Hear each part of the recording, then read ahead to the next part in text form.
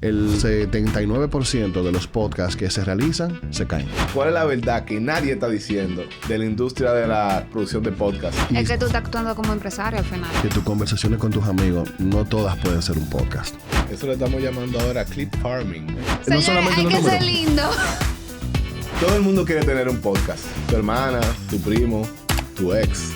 Siempre hay un coro de amiguitas que hablan muchas cosas interesantes, quizás según ella, y entienden que sería funcional grabar un podcast de eso. Hoy vamos a hablar del negocio del podcast y cómo realmente funciona. Y tenemos un invitado especial que está bien metido en esta industria y viene desde medios tradicionales como la radio, y ahora está implementando su conocimiento y su dirección en un estudio de podcast llamado DBC. Es presentador de Reset Radio en la 102 FM y también es copropietario de este hermoso estudio en el que estamos hoy. Y bueno, bienvenido Miguel, muchas gracias por estar con nosotros. Hola, qué complaciente, me encanta esta entrevista. Es muy, muy interesante. Porque como que yo te doy el estudio, ustedes graban y entonces me tienen que hacer una entrevista de cortesía. Sí. ¿Es eso? Sí. No, mentira, no es eso. Yo sé que no es eso, tranquila. ¿Qué es lo que es, chicos? Muy bien. Para que ustedes entiendan un poquito de contexto a la gente. Miguel Rivas es una persona que yo conocí cuando trabajaba en Guerra Films, en la Plaza Sprint Center, allá en Arroyo Hondo. Él estaba en su programa de radio, Reset Radio, con la X102. Una vez fui al programa, yo en ese momento no estaba muy fogueado como talento, pero sí hablamos un poquito de música y conectamos inmediatamente. Aquí en este estudio, en DBC, se puede ver muy clara la personalidad de Miguel, porque desde que tú llegas, tú lo primero que ves son posters de David Bowie, Nirvana y muchísimos otros artistas de los clásicos. 6 guitarras en una pared. Y bueno, vamos a empezar de una vez con el fuego. Yo quiero que Miguel me diga ¿cuál es la verdad que nadie está diciendo de la industria de la producción de podcast en la República Dominicana? Bueno, una de las verdades que siempre siempre está, pero nunca se dice, es que la gente no entiende que tus conversaciones con tus amigos, no todas pueden ser un podcast. Esa es la primera. Muy importante. Porque muchísima gente dice de que están hablando, se ríen 3, 4 gente y otros amigos que están simpatizando dicen, ay, sí, qué divertido. Vamos a hacer un podcast. No, eso no es un podcast. O sea, un podcast lleva una estructura, un podcast lleva tiene un criterio de producción, de generación de contenido, cuál es el impacto que tú vas a tener. Y esa yo creo que es una de las verdades que la gente no le cuentan en el momento de que van a producir un contenido. Por ejemplo, cuando nosotros recibimos personas acá en el estudio, siempre nos sentamos para tratar de conocer cuál es el proyecto, hacia dónde va, cuáles son tus intenciones, porque también hay que entender de que hay un compromiso con la comunicación, con lo que se dice, con lo que se comunica, y nosotros estamos muy conectados de eso y le decimos las cosas claras a la gente. Mira, yo entiendo que tu podcast no es tu contenido, no es un podcast, tu contenido es más un contenido dirigido hacia redes sociales como microcontenido. Creo que tú puedes tener mejores resultados por ahí que durar 35 o 40 minutos en una conversación que a veces se puede resumir en un correo electrónico, se puede resumir en un video de 1 minuto 30. Entonces yo creo como que esas verdades dentro de la industria no se dicen. En realidad es uno de los principales puntos de análisis. Yo recuerdo haber visto un artículo precisamente eso. Si el tema de tu contenido se puede resumir en una página de blog o en un texto sencillo, pues no lo grabes. No. Es que, mira, el podcast, para tú tener... O sea, vamos a hablar primero. La gente entiende que el podcast son conversaciones naturales que surgen entre varias personas. Es eso en esencia. Pero si no hay una estructura tras esa conversación de cuál es el propósito, ¿ok?, que tú quieres lograr con esa conversación. O sea, esa es la parte más importante. Y ver hacia dónde te lleva esa conversación y con quién tú vas a conectar en esa conversación. Que la gente normalmente cuando hace un podcast no piensa en eso. Piensan en que yo quiero que la gente me escuche, pero la pregunta es, ¿quién tú eres o qué tú tienes para dar para que la gente te escuche? O sea, Y eso es un sesgo que muchísimas personas tienen, que dicen, no, yo entiendo que estos temas no se tocan dentro de tu burbuja, pero tú puedes estar por seguro que si tú sales de tu burbuja y comienzas a explorar en otras áreas, te vas a dar cuenta que esa conversación sí se tiene y quizás con mucho más profundidad que la que tú quieres llevar. Entonces, hay muchísimas personas, por ejemplo, que quieren hacer un podcast de motivación personal, para ponerte algo. Tratar de tener conversaciones, de motivar a las personas a que sí se puede, pero se hizo un estudio de campo, verificaste cuántos podcasts de esa misma naturaleza hay en tu país o en tu idioma, porque recuerden algo y la gente no lo toma en cuenta. Cuando se produce un podcast, no se produce un podcast para una región, no para un país, se produce para una región completa, porque el podcast internacional te pueden escuchar desde Panamá, desde Colombia, de Argentina, y en República Dominicana se tilda mucho utilizar el lenguaje dominicano en los podcasts, y el que está en otra parte del mundo, en otra latitud, no puede entender porque se utilizan muchísimas jergas y muchísimas cosas que solamente se entienden en República Dominicana. Sí. Entonces, en la parte de la producción, tú tienes que contemplar eso. Hacia dónde tú quieres dirigir. Decir, mira, mi podcast no está creciendo. Bueno, quizás es que tú tienes un lenguaje muy dominicano y no está conectando a otros países. Y quizás en República Dominicana, como el dominicano aquí somos altaneros y somos medio, tú sabes, no me importa lo que tú hagas. Y tenemos como un complejito como de Guacanagarix, que me puede gustar tu podcast, pero quizás yo no tengo la capacidad de decirte o darte el play quizás por una envidia, porque no somos así. Yo creo que debemos de agregar ese concepto, Guacanarix. Complejo de Guacanagarix. Sí. El complejo de Guacanagarix es que todo lo de afuera es mejor que lo que se produce a nivel local. Y eso pasó, bueno, cuando llegó Colón a la isla y todo eso, para que la gente pueda entender un poquito qué es el complejo de Guacanagarix. Mira, ya tú tiraste un tip ahí. De lo que realmente hace un podcast exitoso. El lenguaje. Cuando tú tienes un lenguaje internacionalizado, tú tienes muchísimo más potencial de que te escuchen en otras partes. Y eso quiere decir que te va a escuchar mucha más gente. Claro. E incluso aquí, localmente, tenemos un ejemplo muy claro de eso. Los futbolitos. Cuando ellos comenzaron a grabar, las primeras grabaciones que yo vi de ellos, yo me preguntaba por qué ellos hablan así. Bancan. Termo. Eres un termo. Son términos argentinos. Claro. Y ellos los utilizaban. Pero ¿quién es su audiencia principal? Argentina. Y quizás Chile, después estaba Uruguay, Paraguay, que están más o menos dentro de ese mismo... Y tú dices, y estos muchachos hablando como un argentino, ¿qué es lo que ellos se creen? Claro. Y mira los resultados. Entonces sí, realmente el lenguaje es algo que se tiene que tomar como eje principal para tú grabar un podcast. Claro. Y mira, por ejemplo, yo tengo mucho tiempo en el mundo de la comunicación. Yo estoy trabajando en comunicación desde el año 2003. Empecé la comunicación por televisión como asistente y producción de programas de televisión en canales nacionales, canales local. Duré ahí aproximadamente 6, 7 años. Luego me fui a la radio y ahí fue que me enamoré de la radio y entendí cuál es el lenguaje de la radio y la importancia de la radio. Y soy una de las personas que respetan el formato de la radio. Y luego de eso me desaparecí por el mundo corporativo, algunos 9, 10 años aproximadamente. Y cuando regresé a la comunicación, dije, bueno, me voy a ir por la radio. Y me fui por la radio. A medida que fue pasando el tiempo, esto fue en el año 2016. Yo en esa época, en el 2016, cuando aquí nadie pensaba en podcast, solamente habían 1 o 2 podcasters en República Dominicana. Estamos hablando de 10 años atrás. 10 años atrás. Nadie hacía podcast. Hacían 2 o 3 podcasters había en República Dominicana. Yo escuchaba mucho podcast como The Tech Guy. Escuchaba mucho podcast Joe Rogan. No, ni siquiera. Joe Rogan no me gustaba el formato. Escuchaba podcast porque...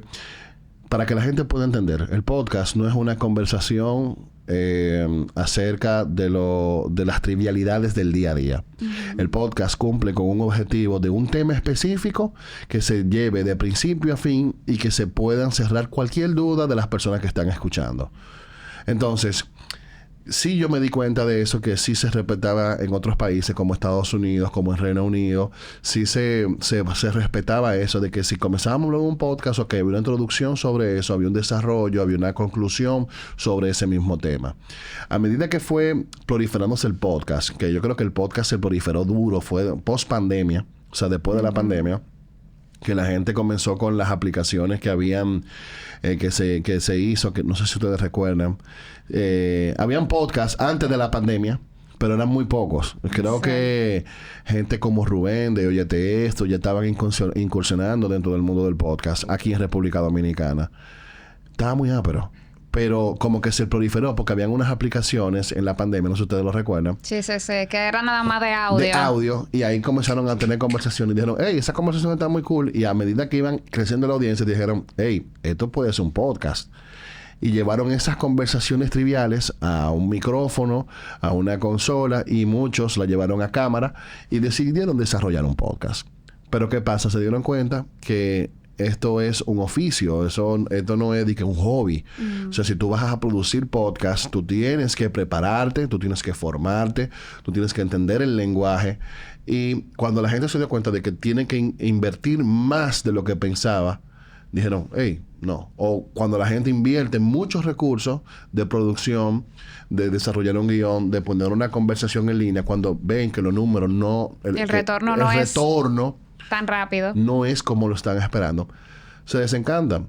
Entonces, para el 2021 yo estuve leyendo de que el 79% de los podcasts que se realizan y que se suben a internet se caen. El 79%. Ustedes saben que, o sea, eso es mucho. O sea, de cada 100 podcasts, 79 se van abajo. Producen 1, 2, 3 temporadas y ya. Entonces, en esta industria se necesita una disciplina, como la radio, como la televisión. ¿Qué ventaja tú tienes? Bueno, que quizás tú democratizas la conversación, que puedes tener ciertos términos que quizás los medios tradicionales no te permiten, que puedes extenderte o puedes reducir, no tienes que cumplir con un horario, con un tiempo específico. Tienes más libertad. Entonces, esa es una. Pero ¿qué pasa? En nuestro país tenemos un problema con el podcast. ¿Por qué? Porque el podcast se lleva como una conversación trivial de radio a un formato digital. Y son dos cosas diferentes. No sé si ustedes han escuchado Radio Ambulante. No lo he escuchado. Radio Ambulante es un podcast que es como es un podcast, primero, que lleva una narración, que lleva un esquema de producción sonoro. Y son historias que te van contando y están ambientadas. Sí. Y muchísima gente, no, es una radio. No. Eso es un podcast que tiene un formato, porque dentro del mundo del podcast hay formatos y la gente no sabe dónde categorizar su podcast. Y hay muchísimos baches que la gente no entiende sobre esta industria. Miguel, siguiendo en esa misma línea de conversación, ¿qué tú puedes diferenciar entre la radio y entre el podcast? Si bien la radio también se digitaliza, también se muestran los medios que también utilizan los podcasts, y ahí es que viene la confusión con la audiencia. Mira, lo que pasa es que te lo cuento rápido. Muchísima gente dice que la radio murió o que la radio muere con el nacimiento del podcast. Con la radio nadie puede. La radio es un medio de comunicación de momento, de in situ, de lo que está sucediendo ahí. Y aparte de todo eso, la radio tiene la capacidad de causar un efecto inmediato en las personas. O sea, lo que tú escuchas en la radio, quizás no lo vuelves a escuchar. Entonces, la radio tiene la capacidad todavía de sorprender a la audiencia. De que si alguien está hablando, tú dices, hey, ¿quién es ese que está ahí? Y aparte de todo eso, tú puedes sintonizarlo en cualquier parte del mundo. Cuando hay situaciones climáticas o catástrofes, el único medio que se mantiene vigente es la radio. Por eso la radio siempre, nadie va a poder con eso.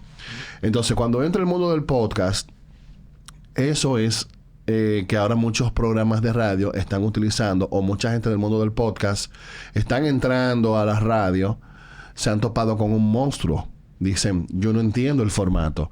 ¿Por qué? Porque tú tienes que tener una intención, tú tienes que tener reiteración. Y aparte de todo eso, tiene un esquema de producción un poco más segmentada que en el mundo del podcast. Eso no existe. ¿Por qué? Porque la radio tú estás hablando masivamente a un sinnúmero de personas. Si tú centralizas la conversación en un solo tema, entonces tú pierdes audiencia. Si tú pierdes audiencia, pierdes patrocinantes. Y pierdes patrocinantes, bueno, se fue el programa para el carajo. Pero en el mundo del podcast, la conversación tiene que ser más especializada, porque la gente está buscando específicamente algo. Quien escucha un podcast está buscando una respuesta a algo, o está buscando informarse puntualmente de algo, ¿ok? O enterarse.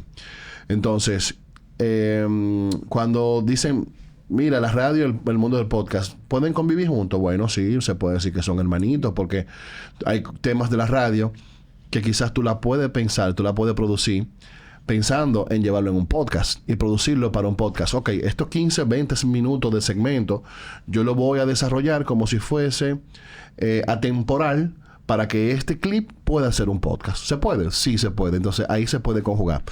Pero el tema el tema con el podcast es que se ha traducido el lenguaje de la radio, de mucha gente de radio, ha venido a hacer podcast utilizando el podcast como si fuese radio. Entonces, ahí no conecta. Yeah. Porque comienzan a hablar, hey señores, ¿cómo estamos? Muy bien, Adeline, qué bien, perfecto. Sí, sí. Entonces, ¿cómo está el tránsito? A la gente que está en la radio escuchando un podcast, no le interesa el tránsito, lo que le interesa es el tema que tú vas a hablar. Entonces, los formatos deben de respetarse. Pueden convivir juntos, claro que sí. Pero son dos lenguajes diferentes. Tienen categorías diferentes. Tienen segmentos totalmente diferentes. Bueno, que la ventaja es que se utiliza un micrófono. O sea, las similitudes tienen que se utiliza un micrófono, que puede ser un formato.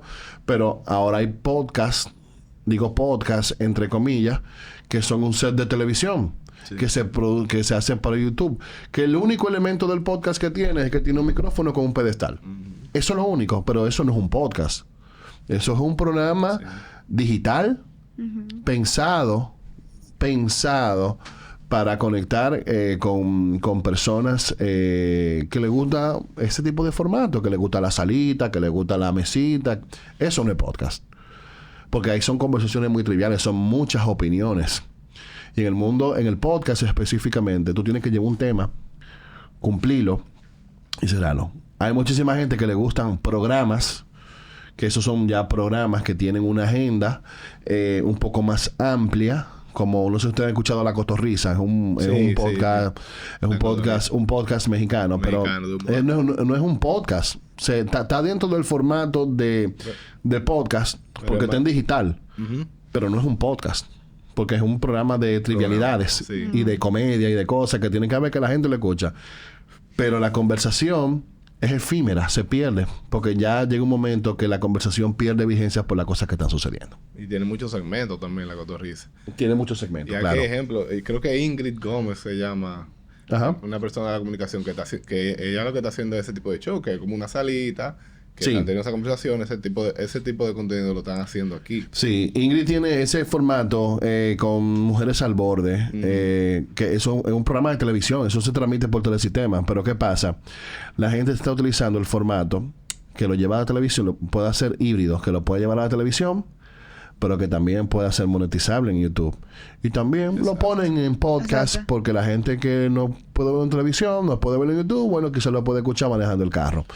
Entonces, por eso el contenido se diversifica a diferentes plataformas. Pero como naturalmente es la naturaleza del podcast, bueno, no lo es. Eso es un webcast o un videocast. Yo diría que hasta multimedios, o sea. Sí. Y que también es un atributo para el patrocinador, que es una de las cosas más importantes para tú mantener un programa. Claro, lo que pasa es que todo el mundo cuando crea contenido piensa de una vez en capitalizar. Sí. Entonces, y se necesita capitalizar el contenido, porque ¿cómo vas a sostener la estructura? Al menos que tú seas una persona muy altruista y que tus conversaciones son muy profundas, filosóficas, y tú decidas, bueno, yo voy a invertir en mi presupuesto esta cantidad de dinero para producir un podcast, porque yo entiendo que la conversación que yo puedo llevar tiene un valor a la sociedad, y yo voy a ser un altruista y voy a hacer eso. Pero todo el que está dentro de esta industria está buscando dos cosas: notoriedad mediática, de que la gente sepa quién convertirse en una influencia o en un líder de opinión, sí, o capitalizar su podcast. Y aquí hay muchísima gente que capitaliza su podcast y no tienen tanta notoriedad. Aquí hay gente, señores, sí, que producen podcast, que tienen contenido en digital, que te producen $50,000, $60,000. Uh-huh. Y nadie sabe quiénes son.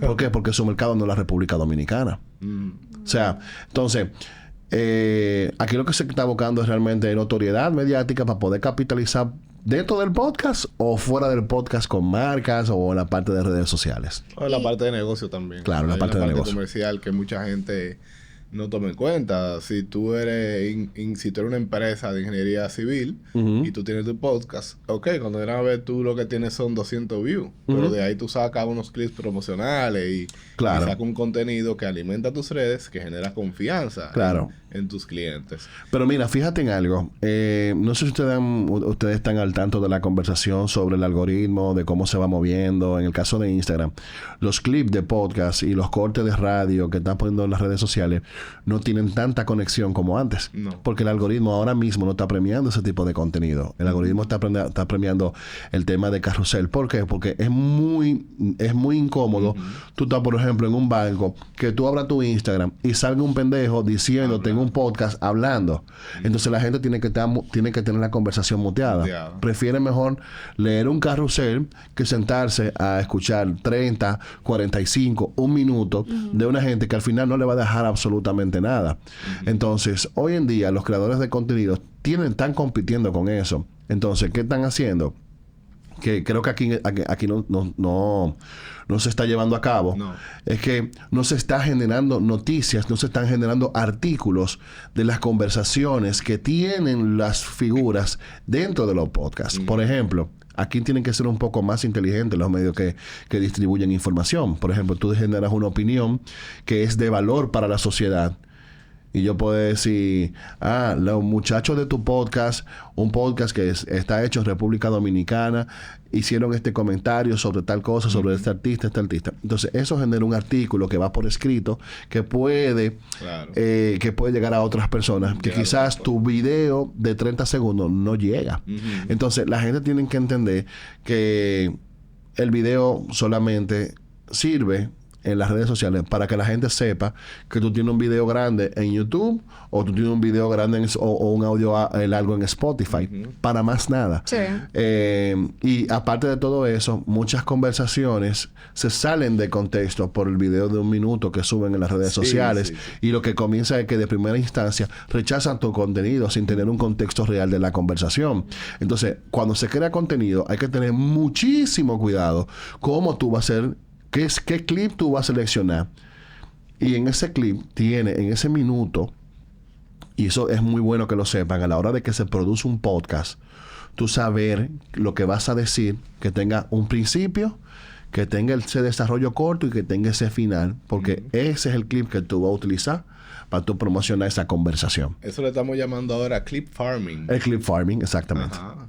El clip farming. Yo, de hecho, cuando guionizo siempre determino esos momentos desde el guión para yo saber y tener una idea de en qué momento yo voy a hacer un hook o en qué momento voy a darle final a una conversación. Claro. Y también añado a eso que para darle seguimiento a las conversaciones se estaban usando los cliffhangers. Claro. También. Ahora Musa... y lo hace mucho, no termina, los clips de su podcast generalmente no terminan. No terminan. Claro, yo personalmente no me gusta eso porque yo entiendo que cuando se va a dar una información hay que darla completa. Entonces la forma mía es diferente. Yo lo que hago es que doy la información completa y al final agrego otra pregunta.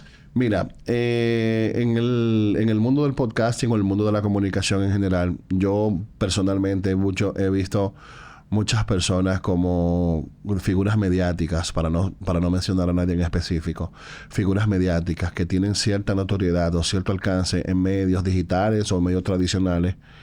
Pero ¿qué pasa? Cuando la conversación cambia o la gente cambia el enfoque, esas personas se mantienen, si no se actualizan, mantienen ese mismo formato porque entienden que le va a funcionar, y lo que hacen es que se desfasan y se pierden.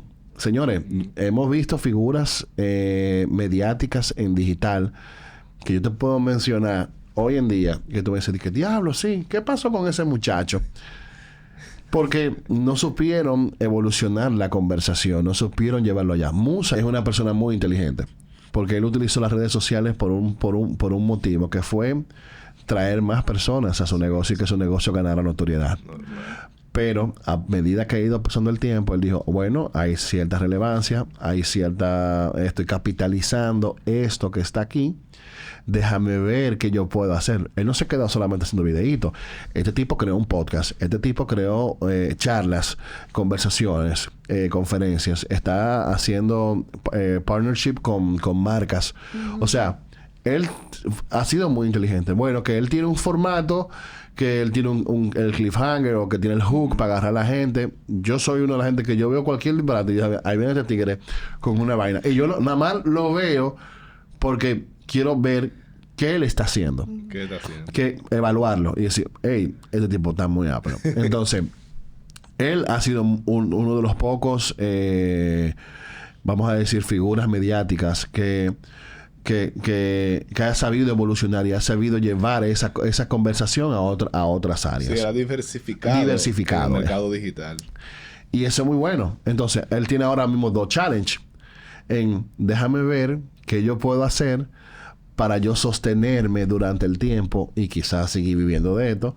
De pronto, él va a seguir haciendo los mismos hooks y quizás la gente va a decir, no, ya viene este tigre con la misma vaina. ¿Tú me entiendes? Entonces, tiene que buscar la forma de lo que la gente le está interesando, qué tipo de conversaciones para mantenerse vigente. Claro. La vigencia es muy importante en este medio, porque si tú no estás... fácilmente en 2 meses la gente se olvida de quién tú eres. Se habla mucho de consistencia. Se habla mucho de consistencia en la creación de contenido. Pero lo que la gente no dice es que la consistencia es en la optimización. Tú no haces nada grabando lo mismo siempre. Si tú no estás viendo qué es lo que funciona y qué es lo que no. Claro. Y si tú no sigues probando y cosas nuevas, cosas que vayan saliendo, actualizándote. La consistencia está en la optimización del contenido. Y eso es lo que lleva al éxito realmente. Y... me gustaría también, para cerrar la primera mitad, que hablemos un poco de tu llegada al mundo del podcast y al mundo de la producción de podcast. Ok. Mira, mi llegada al mundo del podcast, como te mencioné al principio, yo soy amante del formato desde hace muchísimos años. O sea, yo estoy escuchando podcast desde el 2011, 2011. Wow. O sea... hay gente que no sabía lo que era un podcast en ese tiempo. Y ustedes saben cómo hacer el podcast. En ese tiempo era solamente audio. Probablemente tú escuchabas a una persona también. O era una sola persona. Exacto. Ahí... bueno, primero, hay que conocer quién es el Podfather. O sea, el Podfather es Adam Curry. Adam Curry era una figura mediática de MTV que salió de MTV, o sea, a él lo sacaron de MTV porque ya su programa no estaba teniendo cierta notoriedad y todo eso. Este tipo, ya frustrado porque tenía una carrera muy exitosa, tenía mucho reconocimiento y dijeron, ok, ¿qué yo puedo hacer ahora que yo pueda seguir teniendo vigencia? Y él dijo, ¿y si hacemos esto en un formato? Ustedes recuerdan que en esa época, en los 2000 al principio... 2000 barato, como yo le digo, estaban los Blogspot. Y dijeron, ok, ¿cómo nosotros podemos hacer llegar un pequeño audio, un fragmento? El podcast empezó como con vaina de 3 minutos, 4 cápsulas, que lo ponían en los correos electrónicos. Wow. En los correos electrónicos. ¿Ok? O sea, impactante. Y cuando tú te llegaba el blog, ¡pam!, tú veías que tenía un audio y tú le dabas un clip y tú escuchabas lo que estaba pasando. Porque antes los blogs, los boletines, tú los recibías por correo electrónico. Sí. ¿Ok? Entonces, de pana comenzó por ahí. O sea, y comenzó a tener conversación y comenzó a tener cierta notoriedad en ciudades como Nueva York, como Los Ángeles. ¿Por qué? Porque cuando tú estabas en el tren, tú te ponías un audífono, tú cogías tu iPod, y tú podías escuchar eso mientras tú estabas en el subway, porque no había señal de teléfono, no había redes sociales, no había internet como antes. Luego, Apple, por ejemplo, la palabra de podcast viene por el iPod realmente, porque ese fue el primer reproductor de contenido de audio para esa plataforma. Y la gente comenzó a crear contenido pequeño, así como Adam Curry, para el iPod. Y el cast, obviamente, porque es una conversación, es un broadcasting, ¿ok? O es un podcasting. Entonces, yo soy muy amante del formato desde que arrancó esta vaina. Y como yo soy muy curioso tecnológicamente, me gustan las cámaras, me gustan los micrófonos. Yo tengo una colección de micrófonos loquísimos. Que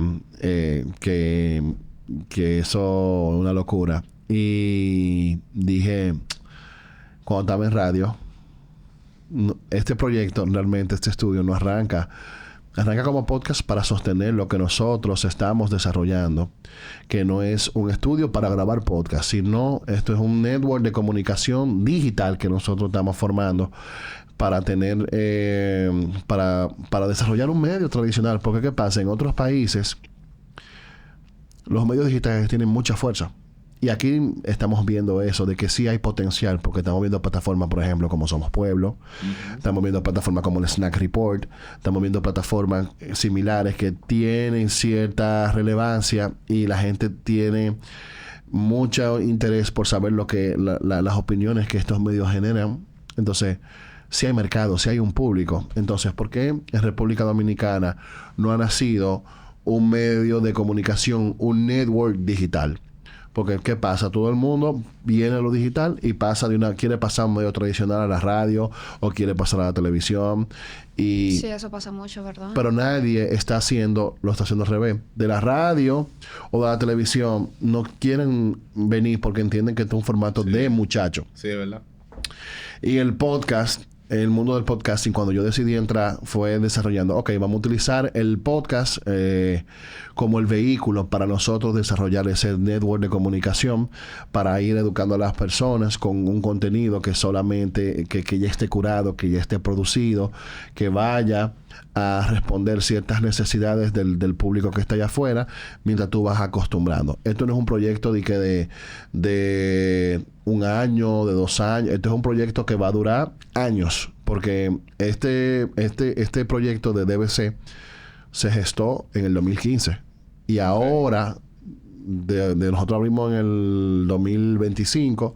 Estamos hablando que 9 años más tarde fue que se desarrolló. Y de hecho, el primer paso de que la DBC se diera fue Reset Radio. Reset Radio fue el primer paso a nosotros comenzar a ver ese tipo a tener otro tipo de conversación, ser un poco disruptivo en la comunicación, porque aquí la comunicación es muy tradicional. Sí. Saludos, buenos días, este es su programa. No, nosotros no somos así, nosotros salimos, amigos, ustedes sabían que tal cosa, y te puede pasar algo dentro de Reset Radio que tú no lo vas a escuchar nunca en ningún programa de radio, por lo menos hasta el momento. Entonces, sí nos dimos cuenta con Reset Radio que la gente tiene hambre, tiene necesidad de ese tipo de contenido. Porque nos dicen, ¿por qué no hacen un podcast? ¿Por qué no hacen Reset un podcast? De hecho, Reset Radio no tiene un podcast. No. Porque yo no quiero llevar a la radio, el programa que yo hago todos los días de radio, a un programa, a grabarlo y dejarlo en un podcast. ¿Por qué? Porque son 2 formatos diferentes. Claro. El que quiera escuchar Reset Radio, que se vaya para YouTube y lo vea en YouTube. Y lo que vamos a desarrollar para podcast es otro producto, con otra conversación, con otro timing, con otro lenguaje, que es para eso. Entonces, siendo yo una persona que respeta los formatos, yo no puedo hacer yo no puedo no predicar con el ejemplo. Claro. Y cuando yo decidí meterme en el mundo del podcast, dijeron, el podcast va a ser el vehículo para nosotros poder capitalizar y poder darle el combustible al network que nosotros estamos desarrollando, que es un network de muchos podcasts. Todavía, ahora mismo solamente tenemos un podcast que está en el network, este podcast lo vamos a tener para el network. Los otros están en proceso de desarrollo porque son producidos directamente por la DBC.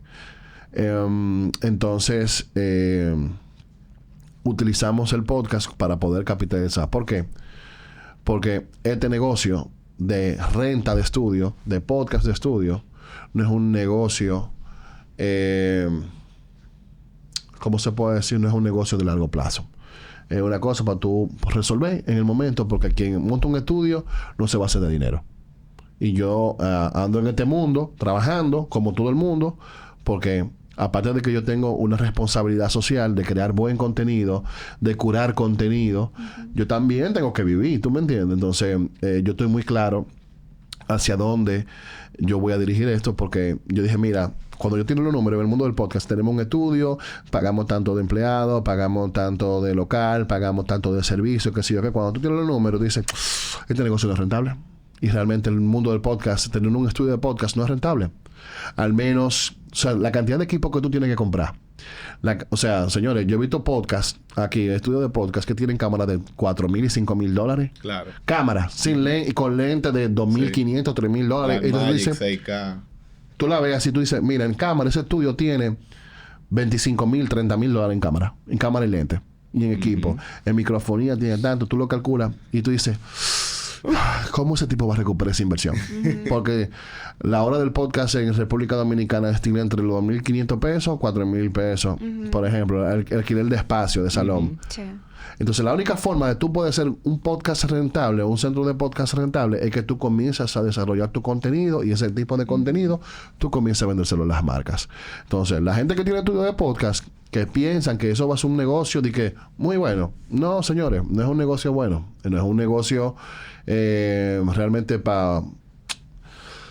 Es un negocio que tú puedes sacar dinero para tú inyectarle a otra cosa, pero no es un negocio del cual tú puedas vivir en nuestro país. Además de que el cliente fijo en algún momento se va a ir. Se va. Porque decide montar su propio estudio, hacer su propia inversión y tener su espacio. Mira, los podcasts, yo siempre hago una analogía muy interesante. Los podcasts, los estudios de podcast en República Dominicana hay muchísimos.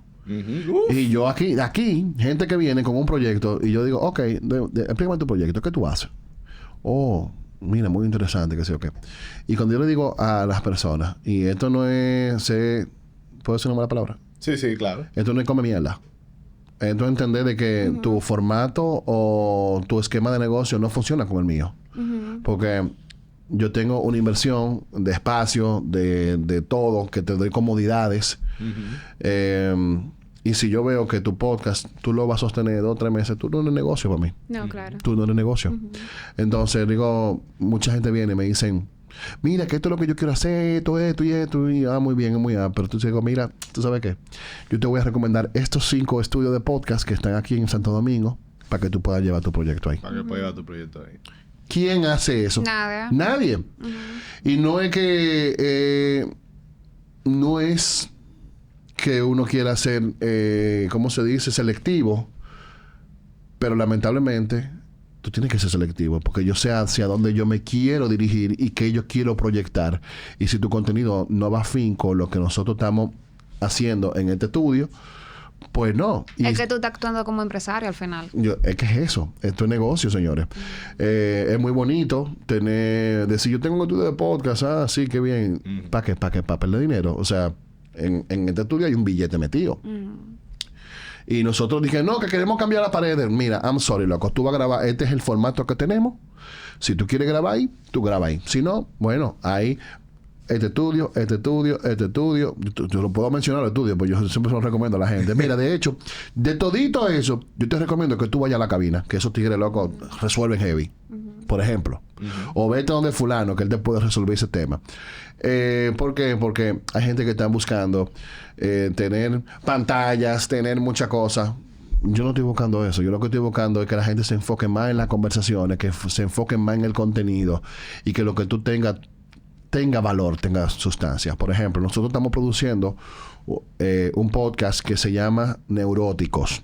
Neuróticos es un podcast donde yo siento un psiquiatra con una psicóloga clínica, que es el doctor Luis Geraldino y Patricia Linazo, que son 2 eminencias de la psicología humana de este país. Y estos tigres comienzan agarran un tema, por ejemplo, como Mindhunters, el pensamiento de un asesino en serie, y cómo estos tigres comienzan a estudiar ciertos personajes de la serie de televisión y le dan un valor. ¿Cómo tú puedes detectar una persona que es sociópata? ¿Cómo tú puedes identificar que tú eres un hijo parentalizado? ¿Cómo tú puedes... ¿Qué es la manósfera, por ejemplo? Que es un tema... El manosphere. Es un tema muy... Ese fue uno de los episodios. Nos sentamos, por ejemplo, con comediantes. Nos sentamos con Frubi en Neuróticos. de cómo él mismo puede lograr burlarse de él mismo, cómo él separa sus personajes de Fruby de Joel Rondón. Entonces son ese tipo de conversaciones que son muy interesantes. Nos sentamos 2 horas y media con Tony Almond, que es una eminencia, loco, de la comunicación, de la música. Y tú sacas conversaciones de ahí muy, muy, muy buenas y que son muy enriquecedoras. Entonces, nosotros apostamos mucho a eso. Tenemos otro podcast que es Económicamente, que tenemos a Mónica Báez, que es la única psicóloga financiera de la región. Yo la escuchaba a ella, que fue un conversatorio de ella. La única. O sea, es una persona que viene del mundo muy abajo, una persona que estaba muy endeudada, tenía unas condiciones de una persona que debía más de 30 millones de pesos y tuvo situaciones que con prestamista, con todo esto, tuvieron que internarla a ella en un centro con adictos y esa muchacha trabajó, superó su adicción porque se dio cuenta que ella tiene una adicción al dinero, como el dinero la hacía sentir. Pues resulta que se dio cuenta que eso viene por un trauma de su pasado y ese era como la salida, el output que ella tenía para ella poder sentirse bien. Estudió psicología, se enfocó en psicología conductual, un máster en finanzas y esta tipa ahora está resolviendo el problema de muchísima gente, no de República Dominicana, de Latinoamérica, o sea, de Argentina, de Colombia, de Centroamérica. Entonces, ella tiene un podcast que dura 35 minutos y se sienta con gente que habla, por ejemplo, se sentó con Maeno, se sentó con un abogado que era adicto y cómo salió de la adicción. O sea, son conversaciones que son buenas, que tienen un valor y es la única de la región. O sea, pero ese podcast se hace aquí. Sí, se produce aquí. Entonces, me surge la curiosidad. Ajá. ¿Esos proyectos llegan aquí o ustedes desarrollan esos proyectos? Esos proyectos los estamos produciendo nosotros en conjunto con ellos. O sea, nosotros tenemos ese eslabón. Nosotros tenemos una amistad y vamos a desarrollar un podcast. ¿Cómo se llama? Neuróticos. Bueno, vamos a ponerle Neuróticos. Vamos a trabajar en la parte gráfica, vamos a trabajar en todo eso. En la parte de Económicamente también la estamos trabajando con ellos directamente. ¿Y cómo surgen esos contratos? Esos contratos funcionan de diferente manera. Por ejemplo, en el formato que nosotros tenemos con ellos, ellos pagan el espacio del estudio. ¿Ok? Nosotros tenemos la responsabilidad de poder vender y poder capitalizar esos podcasts. ¿Ok? Y nosotros sí vamos trabajando la producción, la coordinación de los invitados, cuáles son los temas, porque estamos hablando de que estos tigres son unos profesionales que tienen un consultorio, cita día a día, y ellos no tienen tiempo para eso. Entonces nosotros lo vamos produciendo junto con ellos. Decimos, mira, estos son los invitados que te vamos a tener, estos son los tiempos de conversación. En el caso de Neuróticos, Geraldino siempre trae temas. Mira, yo quiero hablar de tal tema. Ok, pues mira, ese tema vamos a buscar a fulano de tal que podemos hablar de eso. Y nosotros lo producimos con ellos. Ok. Pero ellos tienen una cuota porque hay una responsabilidad. Exacto. O sea, se ve como el hecho de que yo invierto mi tiempo, mi talento, la productora, todo lo demás, pero tú también tienes que asumir algún tipo de inversión. De algún tipo de inversión. Aparte de tu talento. O sea, me parece genial que esté la balanza. Claro, porque muchísima gente se dice, bueno, yo te puedo dar contenido. Es que el contenido al final, si no es vendible, si no se lleva, no es nada. Si no se produce. Si no se produce, no es nada. Sí. Entonces... y aparte de todo eso, tú tienes que darle una responsabilidad al talento. De que el talento cumpla con un... Yo tengo un podcast aquí que es de La Boca Fílmica. Que La Boca Fílmica tiene, por ejemplo, una cuota que ella tiene que pagar. Nosotros producimos con ella. O sea, la acompañamos a ella. Mira, Miguel, necesito esto. Ok, mira, yo te voy a dar esto y esto. Yo no te voy a cobrar lo que yo le cobro a todo el mundo por ese tipo de producción, por ese formato, pero esta es la responsabilidad que tú tienes. ¿Por qué? Porque hay gasto de energía, hay gasto de personal, hay desgaste de equipo, que la gente no contempla ese tipo de cosas a la hora de producir y a la hora de la depreciación de los equipos. Entonces, eso tiene un costo mínimo que se le traduce, se le pasa directamente a quien utilice el espacio. Ese modelo está muy bueno y me parece muy equilibrado, porque a veces la gente cree que por pagar un estudio ya están resolviendo con el mundo, pero no, hay muchísimo tiempo que hay que dedicar a los guiones, a la invitación, a la coordinación de los invitados, a la parte comercial hay muchísimo tiempo. Y esos son gente diferente que hacen cada cosa. Claro. Para que se haga bien. Entonces, el hecho de que estén viniendo a hablar ya con todo coordinado y solamente tengan que pagar el fee de la producción, de la grabación. Porque ni siquiera la producción, porque la producción es edición también. Y muchas otras cosas, como la coordinación. Entonces, el hecho de que paguen eso es como firmar una responsabilidad, firmar un contrato, un compromiso. Hay un compromiso. Y de hecho, aquí nosotros siempre los clientes tienen un contrato, tienen un acuerdo de lo que nosotros estamos hablando. Por ejemplo, hay una cosa que son los clientes que nosotros como estudio apoyamos.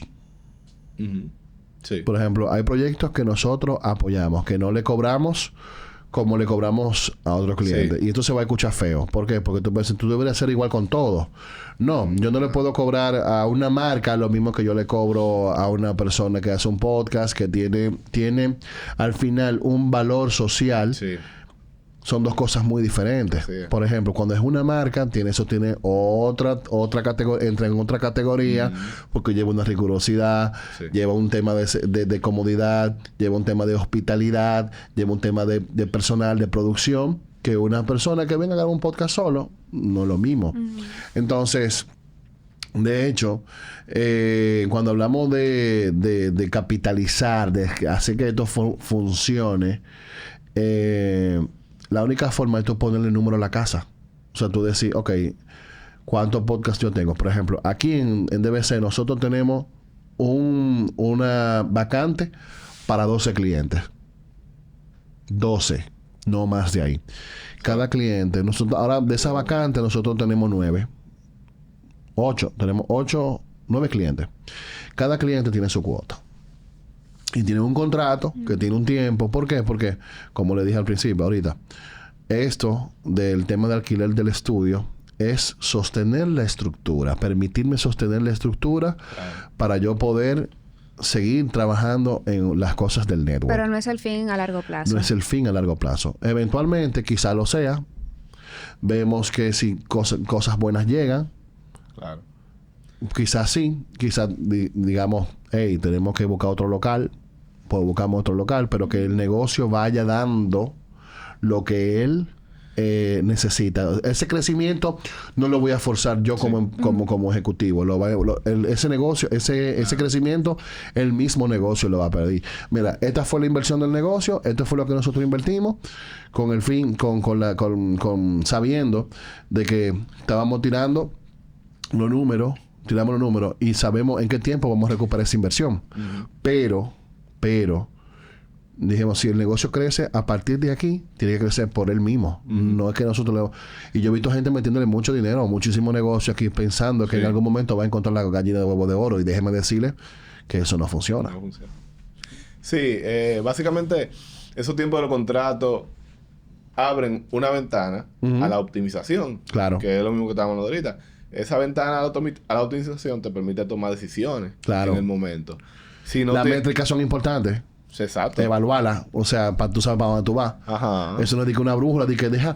Bueno, yo vi que se vendió, yo vi que se hizo, No, o sea, eso es con números ahí. Tú siéntate con tu Excel y tú proyectas. Y ahora mismo, gracias a ChatGPT, gracias a Gemini, que tú puedes tirar números y tú puedes hacer proyecciones a 6 meses. Tú puedes hacer proyecciones un año sin tener que quemarte la pestaña en un Excel. Obviamente, tú lo evalúas, tú ves, verificas y vas viendo los work scenarios, o sea, los escenarios de trabajo. Hacia dónde va el negocio. Y hasta aquí la primera parte. Si llegaste a este punto del video, ya no eres el mismo que le dio play. Ya sabes que el 79% de los podcasts fracasan y que separa un podcast de una conversación entre amigos con un micrófono al frente.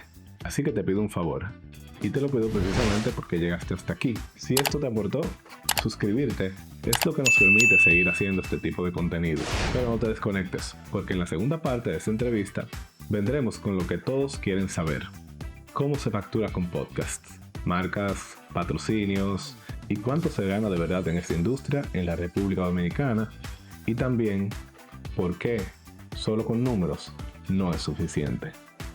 Dale aquí, lo pondré cuando salga y seguimos.